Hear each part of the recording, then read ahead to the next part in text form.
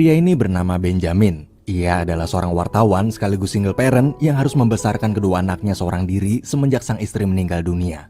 Kedua anak Benjamin tersebut bernama Dylan dan Rosie. Karena cuma seorang diri, Benjamin pun kesulitan untuk membagi waktu kerja dan mengurus anak-anaknya. Setelah mengantar kedua anaknya sekolah, nggak lama kemudian ia bertemu sang kakak. Di situ kakaknya menasihati agar Benjamin segera mencari wanita lain karena dia tahu Benjamin kesulitan mengurus Dylan dan Rosie sendirian. Namun Benjamin menolak karena ia belum bisa melupakan sang istri yang masih sangat dia cintai. Siangnya Benjamin pergi ke kantor, tapi di situ atasannya memberitahu kalau Benjamin akan dipindah tugaskan menjadi seorang marketing dan bekerja di dalam kantor. Mendengar ucapan atasannya tersebut, Benjamin pun langsung menolak. Dia lebih suka bekerja di lapangan dibanding hanya duduk diam di dalam kantor. Karena itulah Benjamin saat itu juga langsung memutuskan untuk mengundurkan diri. Setelah itu Benjamin pergi ke sekolah karena Dylan membuat masalah. Kepala sekolahnya menjelaskan bahwa Dylan telah mencuri uang milik temannya. Ia juga menceritakan kalau perilaku Dylan belakangan ini sangatlah aneh. Seperti ketika ditugaskan untuk membuat karya seni, di saat anak-anak lain melukis gambar-gambar indah, Dylan justru membuat lukisan menyeramkan. Melihat lukisan tersebut, sang ayah sebenarnya kagum, tapi karena di sekolah itu selera Dylan dianggap aneh, maka Benjamin terpaksa berjanji untuk membuat Dylan mau mengikuti aturan dan selera sekolah tersebut. Namun sayang, pihak sekolah di situ ternyata sudah tak mau memberikan kesempatan lagi dan telah memutuskan untuk mengeluarkan Dylan. Malam hari di kamar, melihat Dylan yang sedang tertidur, Benjamin pun masuk. Di situ ia melihat buku diary Dylan yang berisi gambar-gambar hasil karyanya. Dari situlah Benjamin sadar kalau Dylan sebenarnya memiliki bakat terpendam, asalkan sebagai seorang ayah, ia harus bisa membimbing Dylan lebih baik lagi. Sebelum tidur, Benjamin pun masih terus memikirkan bagaimana caranya agar dia bisa membahagiakan kedua anaknya walau tanpa kehadiran sang ibu. Tiba-tiba Rosie terbangun karena terganggu dengan suara berisik tetangga yang setiap malam selalu mengadakan pesta hingga pagi. Di tengah kegelisahannya, Benjamin berpikir mungkin jika ia pindah rumah dan mendapat suasana baru, kedua anaknya bisa lebih nyaman dan bahagia. Dan yap, besoknya Benjamin dan Rosie hari itu juga langsung berkeliling mencari rumah baru. Ditemani seorang marketing, mereka bertiga mendatangi satu persatu rumah yang sedang dijual. Di situ Benjamin berkata pada si marketing kalau rumah yang dia mau haruslah memiliki halaman yang sangat luas agar keluarganya bisa tenang tanpa adanya tetangga yang berisik. Namun setelah seharian mencari, mereka bertiga tak juga bisa menemukan satupun rumah yang cocok. Kemudian Rosie menunjukkan sebuah brosur rumah yang sama persis seperti apa yang ayahnya inginkan. Melihat itu, Benjamin langsung meminta si marketing untuk mengantarkan mereka ke sana. Sesampainya di sana, Benjamin langsung jatuh cinta pada rumah tersebut dan langsung berkata bahwa dia akan membeli rumah itu berapapun harganya. Tapi si marketing justru terkesan seperti menghalang-halangi agar Benjamin tak membeli rumah ini. Setelah melihat-lihat di dalam, Benjamin malah semakin jatuh cinta sama tuh rumah. Tapi tiba-tiba Benjamin kaget saat mendengar seperti ada suara singa. Benjamin pun bertanya, suara tadi datang dari mana? Si marketing menjawab, suara itu adalah suara dari rumah ini. Karena ternyata rumah di mana Benjamin berdiri saat ini adalah sebuah kebun binatang. Artinya jika Benjamin masih tetap ngotot akan membeli rumah tersebut, maka ia juga harus siap mengurus serta merawat semua binatang yang ada di sana. Setelah keluar, Benjamin terlihat bimbang dan ragu karena ia tak pernah punya pengalaman mengurus hewan. Walaupun ia sangat menyukai petualangan dan tantangan baru, tapi tetap aja dia masih belum yakin apakah keputusannya tepat atau enggak. Di tengah kegelisahannya, ia melihat Rosie di situ sangat bahagia bisa bermain dan mengurus binatang-binatang di sana. Dan melihat ekspresi kebahagiaan sang anak yang tak pernah ia lihat semenjak kepergian ibu mereka, tanpa pikir panjang lagi, Benjamin pun detik itu juga langsung memutuskan untuk membeli kebun binatang tersebut. Sepulang dari sana, Benjamin menemui kakaknya untuk memberitahu kalau dia telah menggunakan uang warisan keluarga jatah miliknya untuk membeli sebuah kebun binatang. Mendengar itu kakaknya pun kaget dan menganggap Benjamin sudah gila karena nekat membeli kebun binatang yang telah bangkrut. Tapi Benjamin lalu menjelaskan jika bisnis kebun binatang tersebut berjalan lancar dan bisa buka lagi, maka keuntungannya pasti akan besar. Namun sebenarnya bukan itulah alasan Benjamin. Ia hanya ingin membuat kedua anaknya bahagia. Esok hari mereka semua mengemasi barang dan bersiap pindah ke rumah baru. Setelah sampai di sana, mereka berkenalan dengan 5 orang pengurus kebun binatang tersebut. Di situ ada Kelly, si kepala pengurus kebun binatang, Robin, si tukang kebun, Peter, petugas kebersihan, Rhonda bagian administrasi, serta Kelly yang usianya masih 13 tahun sebagai petugas serabutan. Dan setelah mengenal satu sama lain, Benjamin, Rosie, serta Dylan mulai berkeliling melihat seluruh isi kebun binatang tersebut.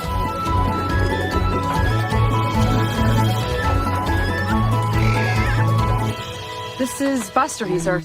He was 770, but Hey there, Buster. Whoa.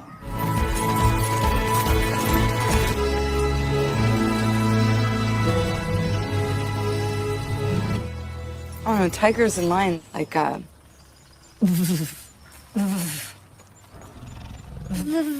yeah, when you chuff at them, they chuff back. That guy there, that's Spar. Wow. So there's a few. Kelly lalu menjelaskan pada Benjamin kalau harimau yang tadi dia lihat adalah binatang tertua di kebun binatang itu. Harimau tersebut bernama Spar. Kelly juga menjelaskan bahwa sebenarnya Spar ini sedang sakit parah. Ditambah lagi usia Spar yang sudah sangat tua membuat kondisinya semakin lama semakin memburuk. Benjamin kemudian bertanya berapa biaya pengobatan yang harus ia keluarkan untuk memanggil dokter. Tapi Kelly justru malah menyarankan Benjamin tak perlu memaksakan diri karena Spar diperkirakan hidupnya sudah tak lama lagi. Di tengah perjalanan, Kelly curiga dan masih belum bisa percaya pada Benjamin. Ia bingung kenapa orang awam yang tak pernah punya pengalaman sedikit pun tentang cara mengurus hewan seperti Benjamin mau membeli kebun binatang yang sudah bangkrut ini walaupun harganya sangat mahal. Mendengar pertanyaan Kelly itu, Benjamin pun menjawab, Why not?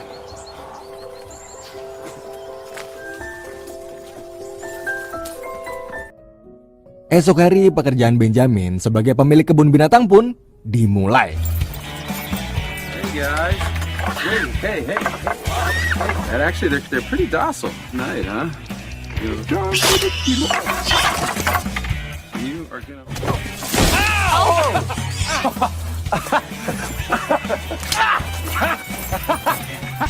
Asshole!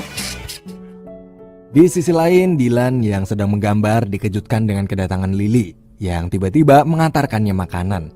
Ternyata dari awal pas si Dylan datang ke sana, Lily ini udah suka sama Dylan. Dan sebenarnya si Dylan juga suka. Tapi ini bocah sok jual mahal sama si Lily, padahal dia sendiri diam-diam juga suka. Maaf, Mimin agak emosi. Hari demi hari, kini keluarga mereka lewati dengan mengurus kebun binatang. Siang itu Benjamin terlihat sangat sibuk karena tagihan demi tagihan dari mulai makanan sampai biaya perbaikan kandang yang harus ia penuhi.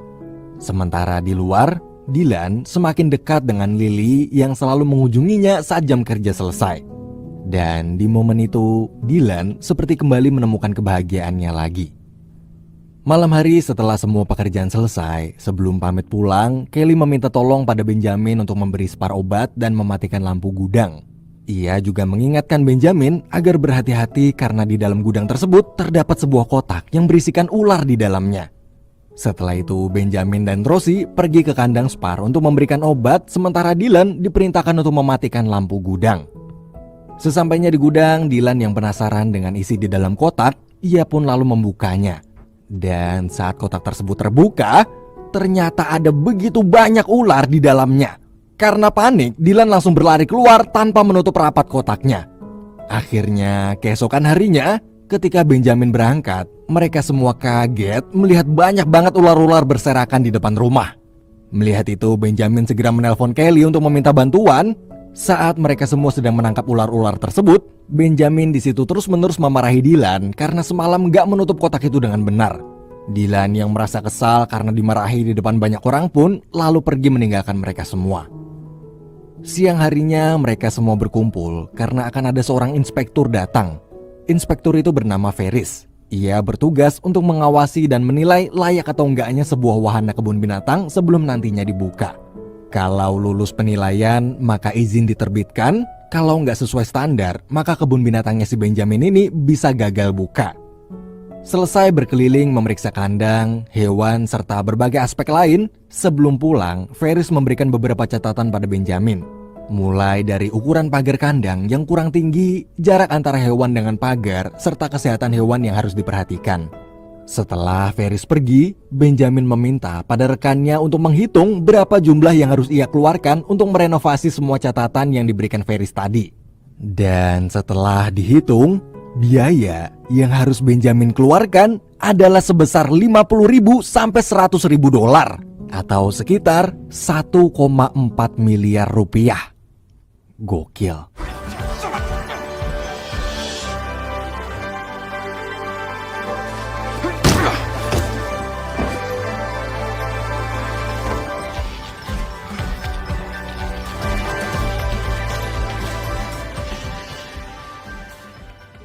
Keesokan harinya, saat Benjamin sedang mengantar Dylan pergi sekolah, di tengah perjalanan, ia melihat Buster, yaitu beruang kebun binatangnya, lepas sampai berkeliaran di perumahan warga.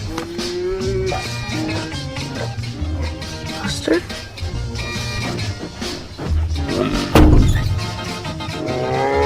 Can you hand me my phone? Kelly.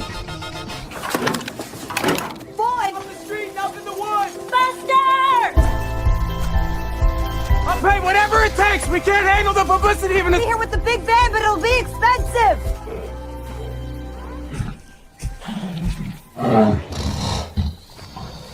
Hey, Buster. Now let's just hang.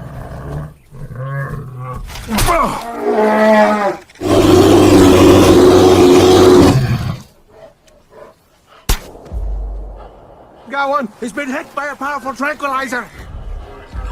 Akhirnya Buster dapat dijinakan.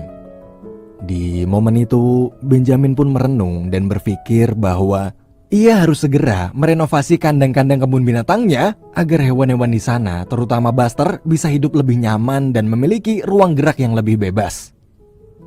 Malam hari, Benjamin bersama para pengurus kebun binatang lain berkumpul di bar kebun binatang yang berada di dalam kebun binatang. Saya ulangin, Benjamin sama para pengurus kebun binatang lain berkumpul di bar kebun binatang yang berada di dalam kebun binatang. Oke, nangkep ya guys. Di sana, kepenatan Benjamin seakan hilang karena ia disambut dengan sangat hangat. Ia terlihat senang karena seperti punya keluarga baru. Tapi di tengah kesenangannya, dia di situ masih terus memikirkan bagaimana caranya agar kebun binatang tersebut bisa segera layak memenuhi standar dan bisa segera dibuka. Sepulang dari bar, saat Benjamin akan tidur, ia menemukan sebuah kertas dari dalam saku sweaternya. Kertas tersebut ternyata adalah surat wasiat peninggalan sang istri yang disembunyikan sebelum meninggal. Esok hari, semua pengurus kebun binatang berkumpul. Mereka terlihat sedang mendiskusikan tentang masalah keuangan kebun binatang yang setelah dihitung-hitung hasilnya sudah sangat menipis. Bahkan mungkin keuangan kebun binatang saat ini tak akan bisa bertahan sampai ke hari pembukaan. Di sisi lain, Benjamin pergi menemui kakaknya untuk menunjukkan surat peninggalan sang istri. Dan pas dibaca, ternyata isi surat tersebut adalah uang tabungan yang istri Benjamin simpan selama ini sebesar 84.000 dolar atau sekitar 1,2 miliar rupiah. Di dalam surat itu juga sang istri berpesan untuk menggunakan uangnya dengan mengikuti kata hati Benjamin dan jangan mendengarkan perkataan sang kakak, padahal kakaknya lagi ada di depannya. Setelah mencairkan uang tersebut, Benjamin dan kakaknya lalu segera pergi ke kebun binatang. Di sana dia mengatakan pada seluruh pengurus kebun binatang kalau ia telah berhasil mendapatkan uang tambahan untuk menopang kebutuhan kebun binatang sampai ke hari pembukaan. Mendengar perkataan Benjamin, semua pengurus kebun binatang merasa sangat bahagia karena mereka bisa mempertahankan kebun binatang tersebut.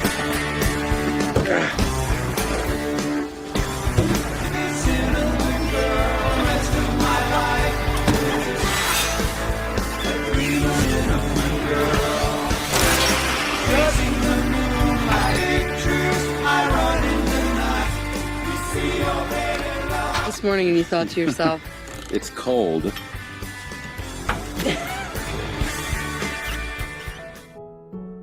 Beberapa hari kemudian, di sebuah supermarket, ketika Benjamin bersama Rosie sedang membayar belanjaannya, Salah satu kasir di sana terkejut saat mengetahui bahwa Benjamin adalah pemilik kebun binatang yang dulu sering ia kunjungi bersama keluarganya.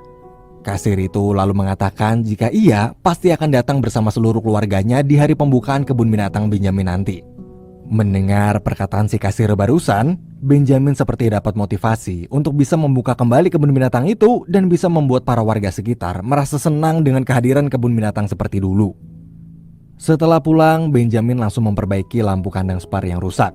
Di sana, ia yang melihat Spar nggak mau makan sama sekali. Benjamin sadar kalau kondisi Spar sudah semakin parah. Dan dengan putus asa, Benjamin terus berusaha membujuk Spar agar mau memakan makanannya itu. Kemudian Benjamin yang melihat Kelly sedang menatapnya dari jauh, ia pun langsung pergi sambil mengatakan bahwa Spar akan baik-baik aja.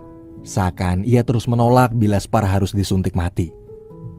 Malam hari di kesendiriannya, Benjamin mencoba membuka laptopnya dan melihat folder berisi foto-foto kenangannya bersama sang istri.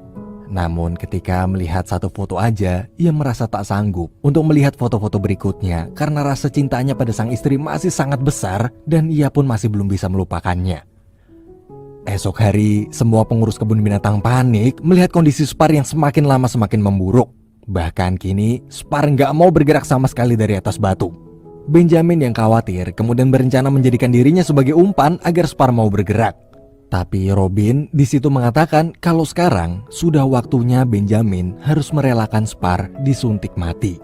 Namun Benjamin menolak. Dia masih berpikir kondisi Spar pasti akan membaik. Saat semua sudah buntu dan gak tahu gimana caranya agar Spar mau turun, Lily pun dapat ide. Karena sepengetahuan dia, kucing sangat benci suara berisik.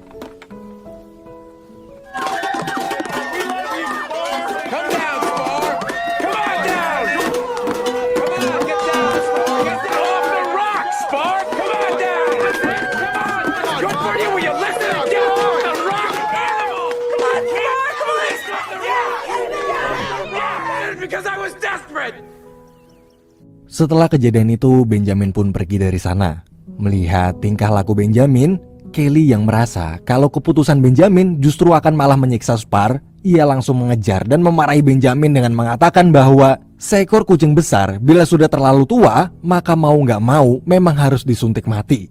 Karena kalau Benjamin terus menahannya hanya karena kasihan, maka Spar justru akan semakin tersiksa dengan penyakitnya. Kelly mengatakan itu karena ia lebih kenal Spar daripada Benjamin. Dia sudah bersama Spar selama 13 tahun lamanya. Tapi di situ Benjamin tetap bersikeras membuat Spar sembuh hingga membuat mereka berdua bertengkar. Sore hari, Kelly yang tahu Benjamin tak ada di rumah, ia datang ke sana untuk membantu Dylan dan Rosie menyiapkan makan malam. Setelah itu, Kelly mengantar tuh bocah berdua ke kamar. Gak lama kemudian ketika Kelly duduk sendirian, ia melihat Benjamin baru pulang. Benjamin yang sedang pusing di situ langsung memegang tangan Kelly sambil bercerita kalau sampai detik ini rasa cintanya pada sang istri masih sangat besar. Dan kepergian sang istri terasa begitu menyiksanya. Sehingga setiap kali ia melihat wajah Dylan yang mirip ibunya, Benjamin selalu merasa tertekan. Setelah Kelly pulang, Benjamin lalu masuk ke dalam rumah. Di sana ternyata Dylan sudah menunggu Benjamin. Karena dari tadi Dylan mendengar semua obrolan Benjamin dan Kelly di luar. Kini Dylan tahu apa penyebab sang ayah selalu marah padanya. Hold on, enough with the drama. I can't stand it here. Look, can't you see that? Just pack us up. We'll just go on the road together. I keep forgetting it's all about you. You wasted all our money. I thought you liked it here. And I'm sorry, I thought you and Lily were friends. I mean, I thought you liked me. I thought this was a dream come true. Why are you yelling? Because it's a good dream. And because I'm your father and I'm the only one you've got in the lens here. Do something. Help me, damn it! Help me, damn it, help me! I'm sorry that your mother got sick. It's just how that one went. What are we gonna do? He never even taught me how to shave. I would love to teach you how to shave. What about the Easter Bunny? Esok hari setelah lama merenung, Dylan akhirnya datang menemui sang ayah yang sedang berada di kandang Spar. Di situ Benjamin terlihat sangat sedih sambil memandangi Spar yang sedang sekarat. Di momen itu, mereka berdua saling berbagi kesedihan dan untuk pertama kalinya Benjamin berkeluh kesah pada sang anak karena dia tak tahu lagi apa yang harus dia lakukan pada Spar. Begitupun dengan Dylan yang curhat tentang hubungannya dengan Lily. Mendengar curhatan sang anak untuk pertama kalinya itu, Benjamin merasa senang dan memberi saran pada Dylan kalau ia malu untuk menyatakan perasaannya pada seorang wanita, maka ia hanya butuh yang namanya teori 20 detik keberanian. Jadi selama 20 detik itu kita telan semua rasa malu, takut dan grogi kita, lalu kita ungkapin semua perasaan kita sepuas-puasnya. Dan setelah 20 detik keberanian itu selesai, maka kita boleh malu, takut dan grogi lagi. Sambil kita lihat hasilnya. Benjamin juga mengatakan bahwa yakinlah setelah 20 detik keberanian itu, duniamu pasti akan berubah. Kemudian setelah mengobrol dengan sang anak, Benjamin pun merasa lega. Ia kini merasa sudah siap untuk melepas kepergian Spar. Di saat mereka berdua pergi, di saat itu jugalah Spar akhirnya disuntik mati. Malam hari, Benjamin mencoba memberanikan diri untuk melihat semua foto-foto kenangan sang istri yang semenjak meninggal 6 bulan lalu, ia tak pernah sanggup melihatnya. Kini, Benjamin perlahan-lahan mulai bisa merelakan kepergian sang istri dan mulai bisa membuka satu persatu foto-foto kenangannya.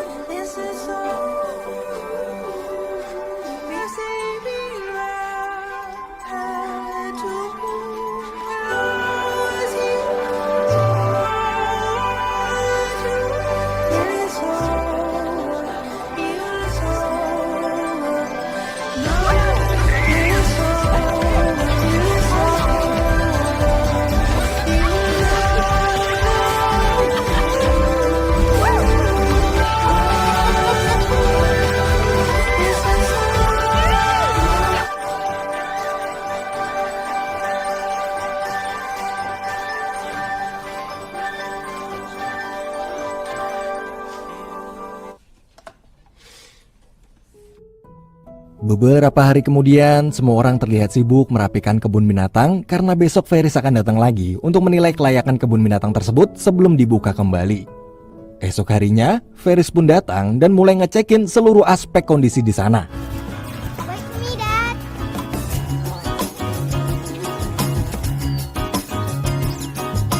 I gotta make it for you. Oh, sometimes it seems I love to spend more time. I got a job. Well, that's one way to do it. Di tengah inspeksi tersebut, Kelly yang sedang memeriksa kandang singa bernama Solomon panik saat tahu kalau pintu kandangnya rusak. Karena takut ketahuan Ferris, ia langsung memanggil Peter dengan walkie-talkie. Namun ternyata panggilan Kelly itu juga terdengar dari walkie-talkie milik Benjamin yang sedang bersama Ferris. Karena merasa ada yang gak beres, Ferris selalu meminta Benjamin untuk mengantarnya ke kandang singa itu. Di sisi lain, Peter yang baru sampai di kandang Solomon segera memperbaiki pintu tersebut secepat mungkin sebelum Ferris datang. Okay, Solomon, come on, baby. Over here, Solomon. You hear me? Something to drink? I don't drink. Well, not even water? Come on, baby. Hey, do you want Over some? here. Woo! Hey, who's a good boy? Who's a good boy? Hurry up! Would you hurry up? I can only give this attention for so long. In silence! Oh! Cocktails! No, come here! Come here! Come here! Oh God! Filled with scotch and bitterness. Your Ferris right now. McCready. Got it? Ketika inspeksi selesai, seluruh pengurus kebun binatang merasa harap-harap cemas menunggu hasil penilaian si Ferris. Dan setelah banyak pertimbangan, akhirnya kebun binatang itu pun lulus penilaian kelayakan dan bisa kembali dibuka. Hey, mister. Everybody says you're a dick. I don't know what that means, but I don't believe it. But good luck.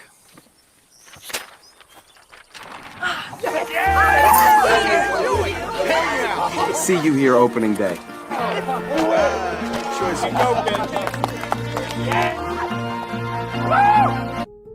Namun gak lama kemudian turun hujan. Ketika Dylan sedang berjalan, dia melihat sebuah pesan dari Lily di pintu bar kebun binatang yang bertuliskan bahwa jika kau mencintaiku, maka biarkan aku tahu. Melihat itu, Dylan langsung pergi menemui Lily. Di situ Dylan teringat nasihat sang ayah tentang teori 20 detik keberanian. Akhirnya ia pun menelan semua rasa malunya dan memberanikan diri untuk menyatakan rasa cintanya pada Lily. Hi. Plus, I wasn't named after Bob Dylan. Am I nuts to say that I missed you like crazy a lot? I was named after a dog named Dylan. Who cares? Lily, I love you.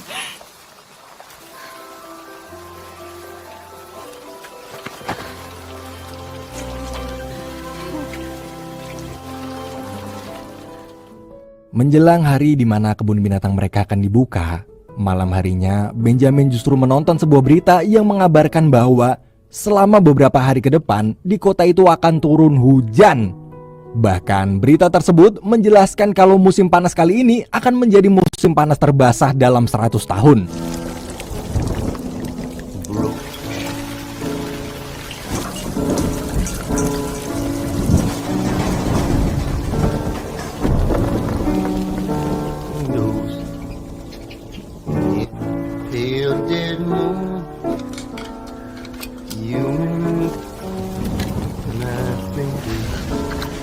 Take it all. Scarecrows frozen smile this time. Human thrones. Hari pembukaan kebun binatang yang dinanti-nantikan pun tiba. Benjamin yang baru aja bangun terkejut ketika melihat kalau cuaca hari itu sangatlah cerah. Dengan perasaan bahagia, Benjamin langsung bersiap-siap untuk pembukaan kebun binatangnya. Tapi ketika semua sudah berkumpul dan setelah kebun binatang itu resmi dibuka, mereka semua bingung kenapa nggak terlihat satu orang pengunjung pun yang datang ke sana. Karena merasa ada yang nggak beres, Dylan dan semua anggota kebun binatang langsung pergi ngecek ke jalan masuk kebun binatang.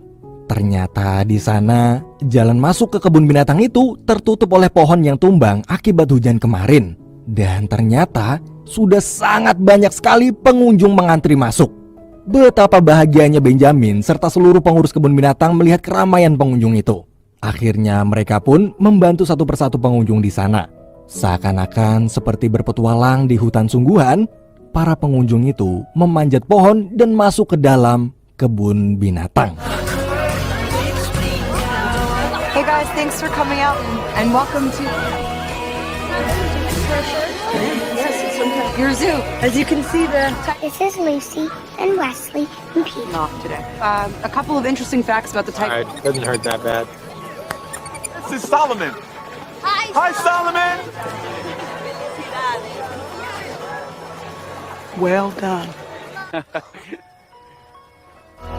Goofball.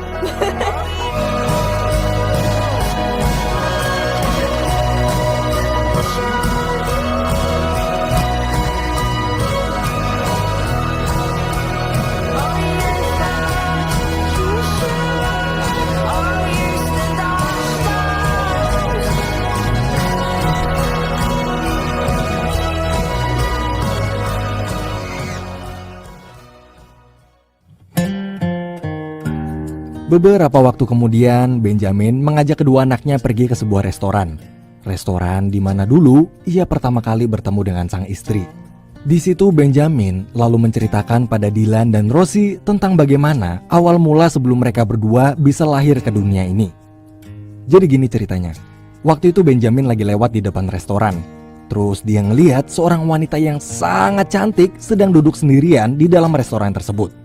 Baginya, wanita di hadapannya saat itu adalah wanita tercantik di dunia ini. Awalnya Benjamin grogi dan malu, tapi dia teringat tentang teori 20 detik keberanian. Ia pun akhirnya memberanikan diri masuk ke restoran tersebut. Setelah masuk, di dalam dia merasa sangat malu, grogi dan minder. Tapi semua perasaannya itu ia telan. Kini sisa waktu Benjamin tinggal tersisa 15 detik keberanian lagi. Dia memulai langkah pertamanya, mendekat lalu berkata, "Permisi." Wanita itu pun melihat ke arah Benjamin.